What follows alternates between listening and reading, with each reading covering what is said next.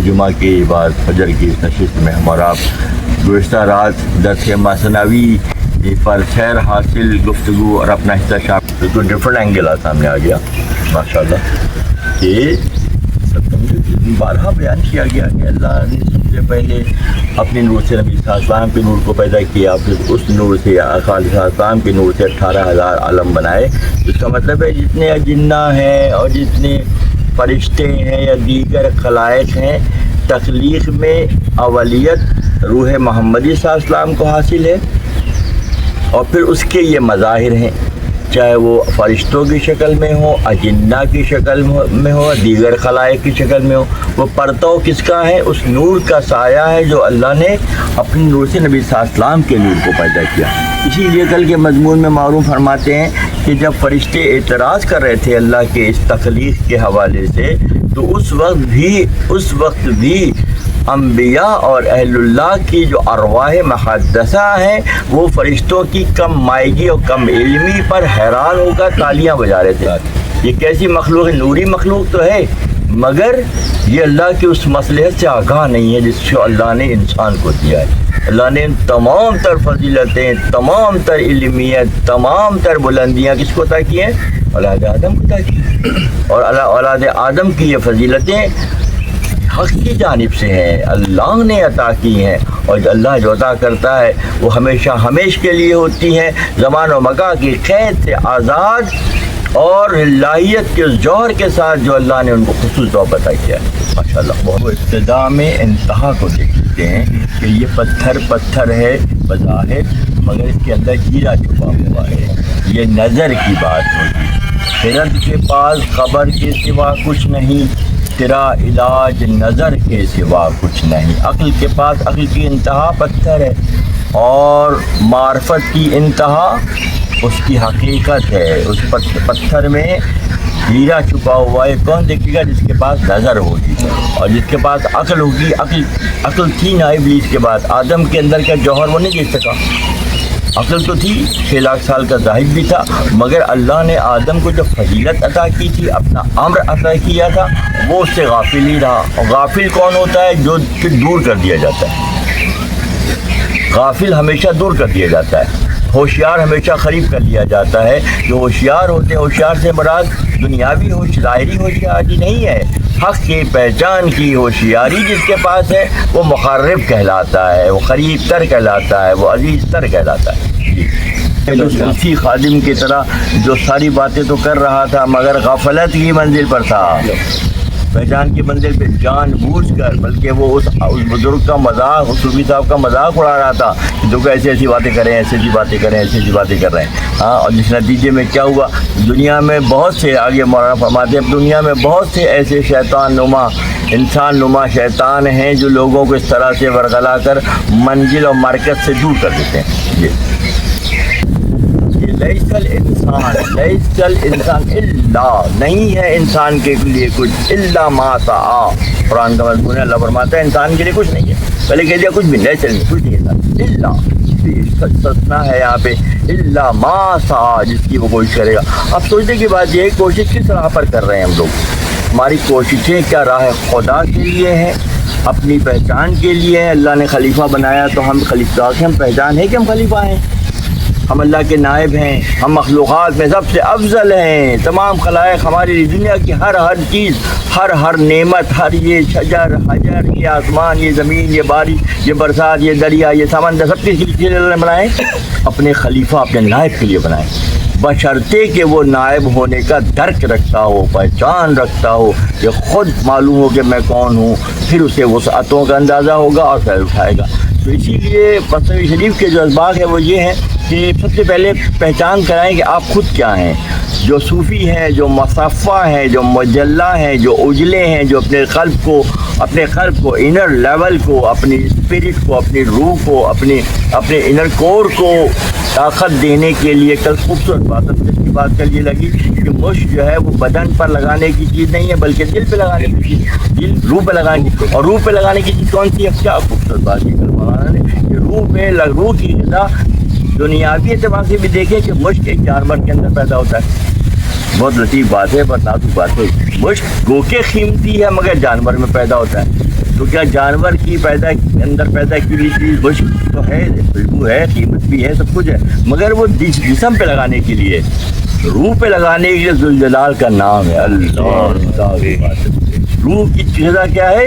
اللہ کا نام ہے۔ تو کیا اہل خانقاہ نے بہت پہلے یہ سبق نہیں سمجھ لیا تھا کہ روح کی غذا کیا ہے؟ وہ اللہ کا نام، اللہ کا کلام، اللہ کے دوستوں کی نسبت و صحبت و قربت، یہ روح کی غذا ہے۔ اور ہم سب سے کم اس دور میں 2026 کے دور میں سب سے کم جو غذا دے رہے ہیں وہ کس کو دے رہے ہیں؟ روح کو دے رہے ہیں۔ جسم کے لیے مرے جا رہے ہیں، سارے مٹے جا رہے ہیں، یہ سہولت، یہ سہولت، یہ سہولت، یہ سہولت، ٹھیک ہے تم دے رہے ہو، مگر تمہیں کبھی احساس پیدا ہوا کہ ہمارے وجودوں میں جو امر ربی ہے، جو باعث تخلیق کائنات ہے، جو نبی صلی اللہ علیہ وسلم کا پرتو ہے، محمد نبی صلی اللہ علیہ وسلم کی نوری کیفیت کا نام ہے، اس کے لیے ہم کیا کر پا رہے ہیں؟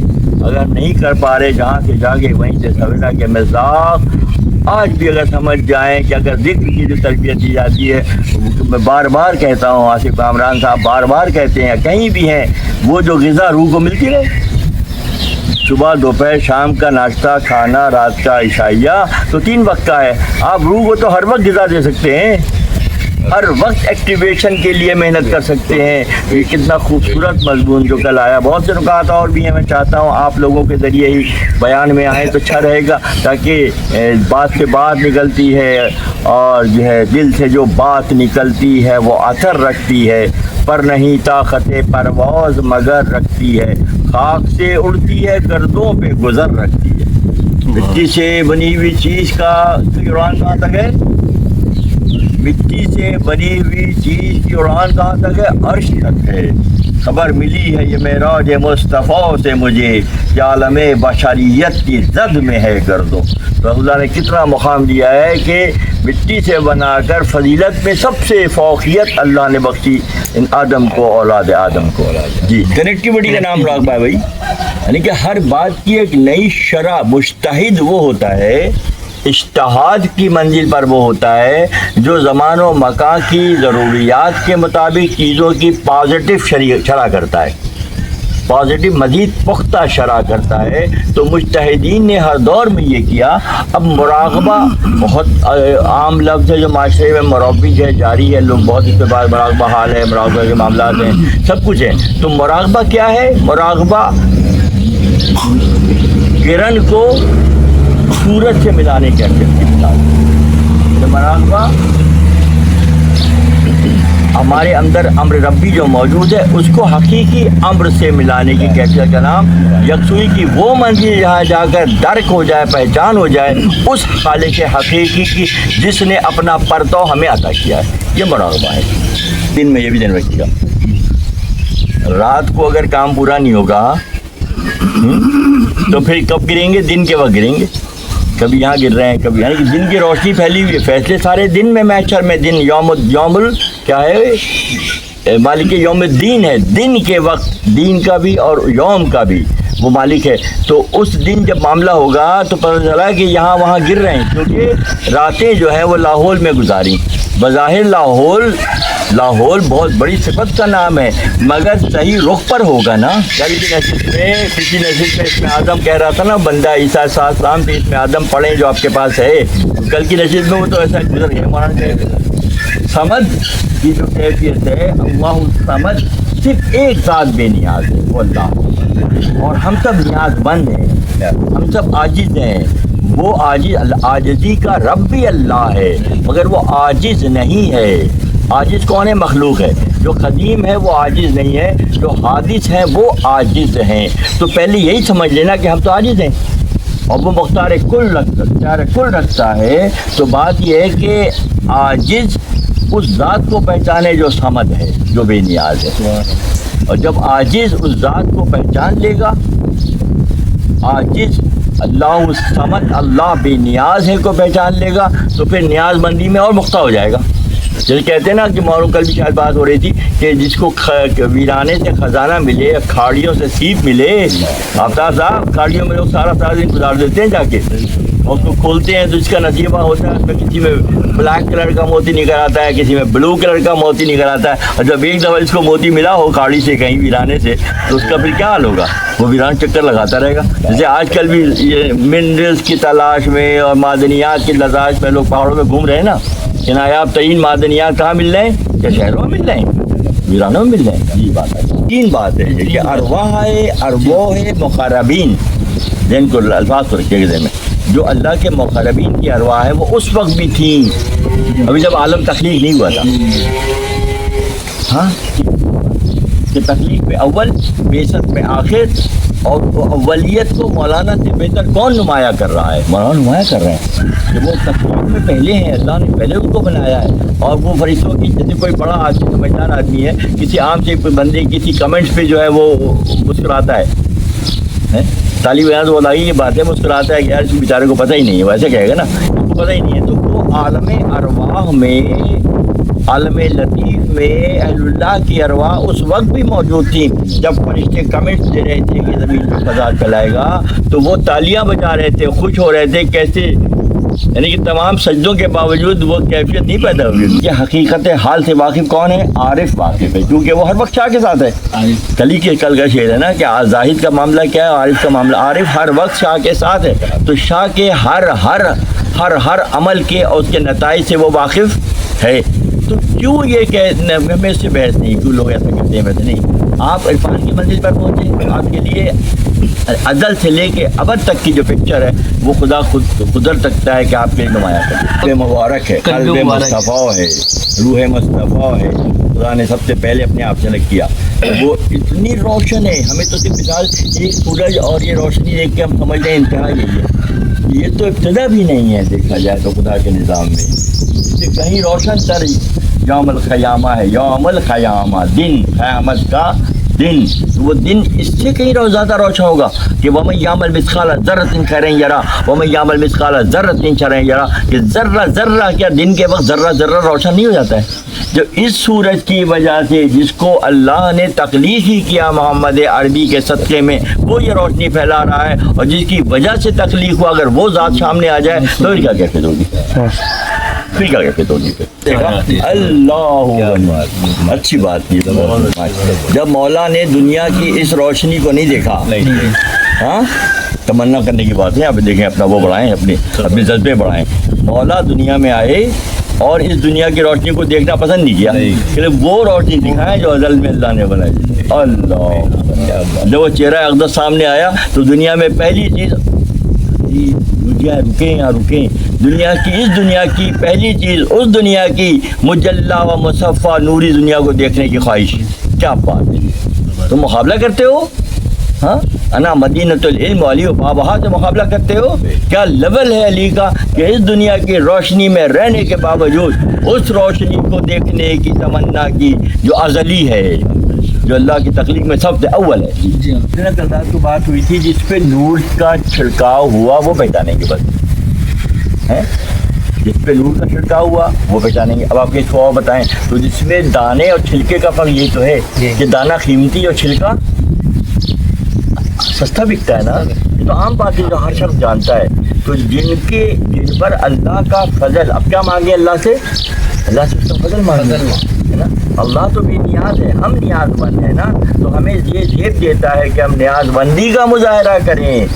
हाँ, तो ये नहीं कि एक ही वक्त नूर छिड़का गया अब नहीं छिड़का जाएगा। जिसमें तलब सच्ची होगी, अभी भी आज की तारीख तलब के बढ़ाने की बात है, वो तो खुद बेताब है मेरी तमन्ना के लिए। है क्या चीज़ है तमन्ना का मिटा देना, तुम तमन्नाओं में उलझे हुए हो।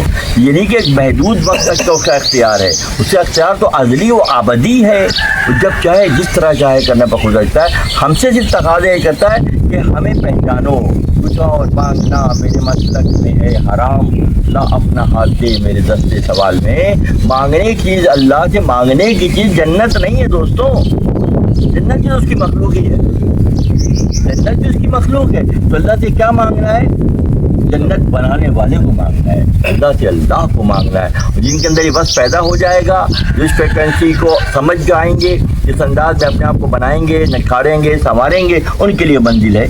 ورنہ گدھوں کے لیے چارہ اور عام انسانوں کی بات ہو رہی، پہلی بات عام انسانوں کے لیے گندم اور محبوبین کے لیے من و سلوا۔ اللہ نے انار بنایا، اللہ نے گندم بنایا، اللہ نے جو بنایا، اللہ نے مکھن بنایا، اللہ نے شہد بنایا، اللہ نے مچھلی بنائی، سب اللہ نے بنائی، سب اللہ۔ ہم اسی میں الجھ گئے اور بنانے والے کو بھول گئے۔ کیا یہ اچھا ہو کہ تمام بنانے والے کو اللہ سمجھ، جبھی شاید آج بات سمجھ میں آ رہی ہے حسن صاحب کہ شاید کثرت سے 1001 مرتبہ سورہ اخلاص پڑھا جائے، اس کی شاید وجہ یہی ہے، قل هو اللہ احد اللہ صمد۔ اب راز کھل رہا ہے کہ اللہ صمد کا پاسورڈ آپ کو کیوں دیا جاتا ہے کہ وہ جو اندر ایک ڈیوائس سیٹ ہے اس کی ایکٹیویشن کے لیے شرط ہے کہ اتنی تعداد میں جب یہ ورد کیا جائے گا تو وہ ایکٹیو ہو کر تمہارے اندر نوری کیفیت کو جلوہ گر کرنے کی طاقت اللہ نے رکھی ہے۔ تو آپ 1001 مرتبہ ہر شب جمعہ میں پڑھتے ہیں، اور اگر اس کو کثرت سے پڑھیں تو کیا ہوگا، وہ ڈیوائس جلدی ایکٹیو ہو جائے گی۔ خلائق کی وسعت نزلی اس انداز کی نہیں ہے جو اللہ کے محبوبین کی وسعت نزلی ہے۔ یہ بہت اہم پوائنٹ ہے یہاں پر کہ جتنی خلائق 18,000 عالم میں جتنی مخلوق بستی ہے، چاہے وہ بشری لباس میں ہو یا وہ بادلی لباس میں ہو، چاہے وہ حجراتی لباس میں ہو، چاہے وہ آبی دائرے میں ہو، سب جو ہیں وہ ادنا ہیں۔ اور کس کو فضیلت حاصل ہے؟ عارف کو فضیلت حاصل، عرفان ذات رکھنے والے کو فضیلت، اللہ کی پہچان رکھنے والے کو فضیلت ہے، مقدم ہے ان تمام پر جو جتنی بھی خلائق اور ہیں۔ جی کہہ سکتے ہیں چھوٹے دائرے میں دیکھتے ہیں چیزوں کو۔ تعبیر بہت بڑا واقعہ ہے قرآن کا کہ یوسف جو ہے خوابوں کی تعبیر کے ماہر اللہ نے ان کو بنایا کہ وہ خوابوں کی تعبیر کیا کرتے تھے، اور بہترین میاں عربی میں میاں کہتے ہیں 100 کو، میاں بال100 میں سے 100% ان کے خواب کی تعبیر سچی ہوتی تھی۔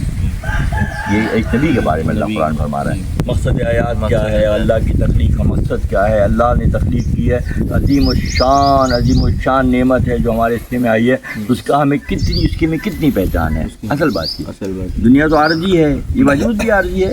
یہ کل بھی شاید بات ہو رہی تھی کہ یہ بدن جب گھٹ جائے گا تو ڈی جنریشن ہوگی تو خود کا شکار ہوگا تو کیا رہ جائے گا؟ کچھ بھی نہیں۔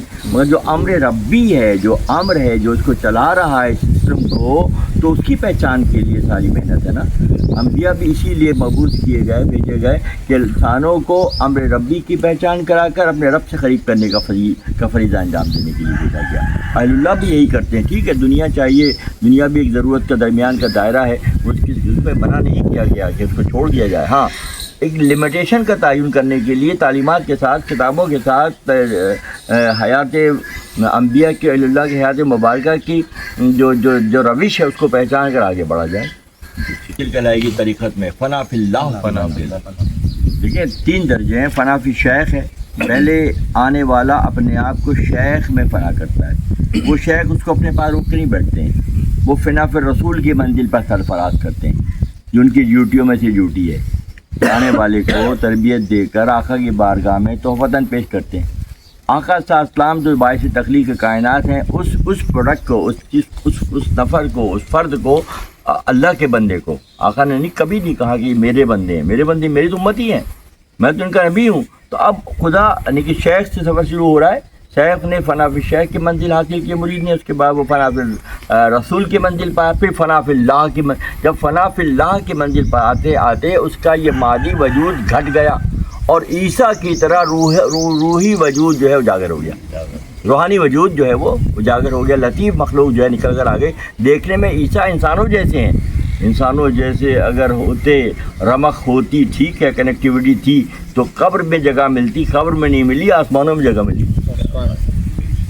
عیسیٰ کا وجود اگر بدنی عنصر زیادہ ہوتا، عیسیٰ کے اندر بدنی عنصر زیادہ ہوتا، ماں کی وجہ سے، پیدائش کے پروسیس کی وجہ سے ظاہر عبدیت ہے، بندگی ہے۔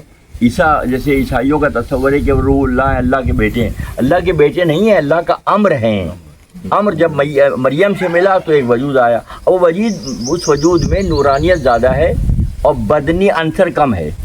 جب بدنی عنصر کم ہے اور نورانیت زیادہ ہے تو اس کا مقام پھر کہاں ہے؟ وہ بلندیوں پر ہے۔ اور ہمارے اندر بدنی عنصر زیادہ ہے، روح موجود ہونے کے باوجود تربیت نہیں دے رہے تو وہ گھٹ کر رہ گئی۔ جیسے درختوں میں پھل لگتے ہیں تو جہاں محنت ہوتی ہے وہ پھل بڑے خوبصورت، بڑے دیکھنے میں جاذب لگتے ہیں، مٹھاس بھی زیادہ ہوتی ہے، اور جن پہ محنت نہیں ہوتی وہ آڑے ٹیڑے کیڑے زیادہ ہوتے ہیں۔ تو یہ باغوں میں نظر آتا ہے ہم نا کہ اس پہ محنت ہوئی ہے تو یہ ایسے بن گئے، اور محنت نہیں ہوئی تو ایسے بن گئے۔ करम ज़दा, कीड़े लगे हुए, टेढ़े मेढ़े फल नज़र आते हैं। और वो कौन होती है जिनको तरबियत नहीं मिलती, जिनको मेहनत नहीं मिलती, जिन्होंने मेहनत नहीं की होती है। और जो मेहनत करते हैं वो क्या बन जाते हैं फिर? वो उस कैफियत में चले जाते हैं जो बुलंदी की कैफियत है। जी माशाअल्लाह। तो इसको कंक्लूड कर लेते हैं। खुलासा ये है कि दुनिया में हम आए, खानखा में हम आए, बदनी वजूद के साथ सूफ़ीज़म के नज़रियात के साथ आए, यहाँ के लोग भी मिले, उनके साथ सोबत भी उठाई, ठीक है। अब होशियारी ये दिखाई जा रही है, समझाया जा रहा है, उसके बावजूद ख़तरात हैं। सूफ़ी भी हैं, मराक़िब भी होते हैं, अल्लाह से ताल्लुक़ की मंजिल पर भी हैं, मगर मौलाना ये दिखा रहे हैं उसके बावजूद ख़तरात हैं। कोई ऐसा मिल जाएगा जो सिर्फ ला हौला वला कुव्वत ला हौला पढ़ता नज़र आएगा, मगर वो उसकी हकीकत से वाक़िफ़ नहीं होगा, तो तुम्हें नुकसान हो जाएगा। जिस तरह से सूफ़ी साहब को नुकसान हो गया और गधा बेचारा ये बदन जो है थक गया, अंदर रूह जो है वो सूफ़ी साहब हैं और बाहर बदन है वो भी इसका हिस्सा है। अब वो बदन थक गया क्योंकि एक दुनियादार ने उसे अपने मकर में फंसा लिया।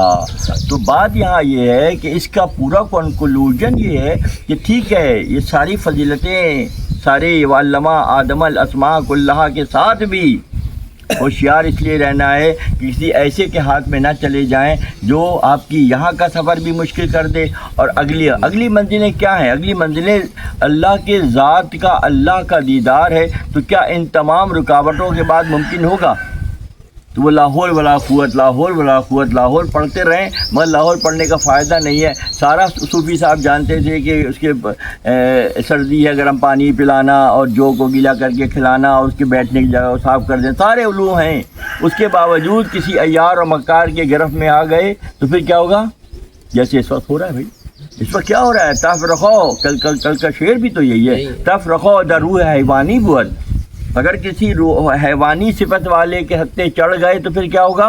फिर वो बर्बादी ही बर्बादी होगी। और अगर किसी लिल्लाही के साथ जुड़ गए जो अल्लाह की पहचान रखता है, अल्लाह के रास्ते पर चलने की सआदत अल्लाह ने उसे बख्शी है, तो ख़ात्मा बिल खैर की उम्मीद है।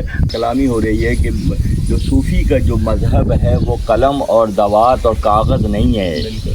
सूफ़ी जो है वो सफ़ेद कागज़ और काले कलम से लिखी हुई तहरीर का नाम नहीं, बल्कि सूफ़ी लौह महफूज को पढ़ता है।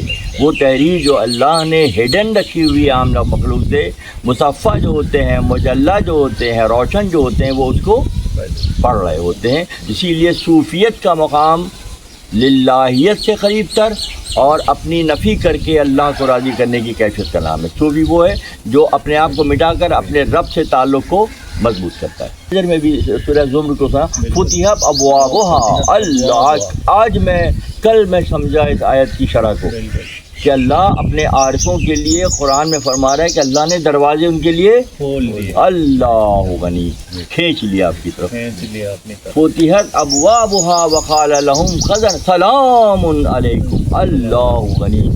तो यहाँ कुरान में हो गुतज़न ए मर्द मुसलमान, अल्लाह करे तुझको अता इद्दत किरदार। जब किरदार में पुख्तगी पैदा होगी तो फिर ये कैफियत पैदा होगी कि वो जो ज़ाविया निगाह है वो निखर जाएगा, संवर जाएगा, निथर जाएगा और अरफा दर्जे पर फायद हो जाएगा।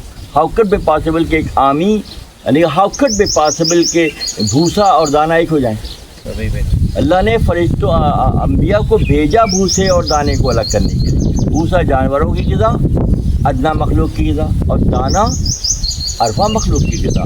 तो ये फुतिहत अब्वाबुहा की जो शरह कल मौलाना ने की है बहुत डिफरेंट है। ये बहुत जो मेहनत करेंगे उनको आपके पास नया हवाला आया, उनके लिए दरवाज़े अल्लाह खोलेगा। अल्लाह फुतिहत अब्वाबुहा वक़ाल लहुम ख़ज़नतुहा सलामुन अलैकुम तिबतुम फदखुलूहा खालिदीन, कि हमने दरवाज़ा तुम्हारे लिए कौन खोल रहा है? अल्लाह खोल रहा है। तो आपकी ज़रा सी मेहनत से उस हिरन को पहचान के, ख़दमों के निशान को पहचान के आगे आप क़ुर्बत इल्लाह की मंजिल पर फायज हो सकते हैं। आप अल्लाह से ताल्लुक़ को जोड़कर अल्लाह से करीब तर होने की कोशिश कर सकते हैं। जब आप कोशिश करेंगे तो बिल्कुल उसी तरह से उठा लिया जाएगा जैसे वहाँ पर मज़मून आया था कि ऊपर उठा लिया गया। रिश्तों ने कहा था कि हम आपकी हम तो सना बयान कर रहे हैं, सूरह बकरा का मज़मून है ना, कल वो बयान भी हुआ था कि हम कर ही तो रहे हैं। तो यानी कि फ़रिश्तों की इंतहा इबादत है। مگر خلیفۃ اللہ کی جو انتہا ہے وہ عملیت پسندی ہے، محدودیت نہیں ہے بلکہ وسعت ہے۔ اس میں کیسے کیسے یونس اور کیسے کیسے یوسف اور کیسے کیسے زکریا اور کیسے کیسے یحییٰ اور کیسے کیسے عیسیٰ عالم وجود میں آئے، اس بات سے فرشتے غافل تھے۔ اسی مخلوق کو جب خدا وسعت دے گا تو اس میں کیسے کیسے رنگ کھلیں گے، کیسے کیسے بھوتراب ہوں گے اور کیسے کیسے محمد اور کیسے کیسے آپ کے امتی عالم وجود میں آئیں گے۔ اس بات سے عبادت کے نتیجے میں نہیں آیا، تابعداری کے نتیجے میں لایا۔ اسی کا کہتے ہیں ہمارے یہاں صوفیہ میں کہ تصرف ہے، یعنی کہ اختیار ہے، اختیار مصطفیٰ ہے کہ آپ لباس بشریت میں معراج میں گئے، عالم ارواح سے بلایا گیا۔ امام غزالی رحمۃ اللہ علیہ کو موسیٰ کلیم اللہ عالم ارواح کی دائرے میں ہیں، ٹھیک ہے، دو روحیں ہیں اور ایک جسم ہے۔ یہاں پھر فضیلت محمدی ظاہر ہو گیا، بالکل یہاں پھر فضیلت محمدی ظاہر ہو گیا، گو کہ وہ ارواح موجود ہیں، دو، ایک نبی اور ایک عالم کی، مگر یہاں پھر فضیلت محمد صلی اللہ علیہ وسلم کا ظاہر ہوا کہ آپ کا وہ جو لباس بشریت کا ید اللہ والا ہاتھ ہے وہ پرنٹ ہو جاتا ہے جہاں چاہیں وہاں۔ بے شک یہی بات ہے، کیونکہ اس کے اندر کا جو کور ہے، روحوں کے اندر کا جو کور ہے وہ آپ ہی کا پرتو تو ہے، بے شک آپ ہی کا تو پرتو ہے۔ اس نشست کا مقصد ہی یہی ہے کہ ہم اس کو جتنا دودھ کو پھینٹیں گے، مکھن بنائیں گے، اس کے بعد گھی نکالیں گے تو گفتگو ہی میں بہت سے راز چھپے ہیں۔ فوش اگر گویام جہاں برہم جنم والی کیفیت جی آپ نے قرآن میں پڑھی ہیں۔ بالکل حضرت خلیل حق کا یہ بیان بھی پڑھا ہے کہ لا احب العافلین، میں ڈوب جانے والوں سے محبت نہیں کرتا، ٹھیک ہے، آپ نے پڑھا ہے۔ مگر جو زاویہ مولانا دکھا رہے ہیں، اللہ غنی، جب ایک اللہ کا دوست مخلوق وہ ڈوب جانے والوں سے محبت نہیں کرتا، کتنی زبردست دلیل ہے یہ۔ تو پھر وہ جو خالق کل ہے، جو اس نبی کا بھی خدا ہے، وہ پھر کیسے ڈوب جانے والے اور چھپ جانے والوں سے محبت کرے گا؟ یعنی کہ آج رویہ قرآن کی ایسی مضبوط دلیل ہے، میں سمجھتا ہوں، میں نے کل رات کو بھی کہا کہ ربیع الاول کا مضمون ہی یہی ہونا چاہیے آئندہ۔ جب ایک اللہ کا دوست صدیق ڈوب جانے والوں سے محبت نہیں کرتا اور اللہ کو حاضر و ناظر دیکھتے ہیں، تو جب ان کی کیفیت یہ ہے تو خالق کل کی کیفیت کیا ہوگی؟ مجھ سے کہیں پرو تر اور عظیم تر ہوگی۔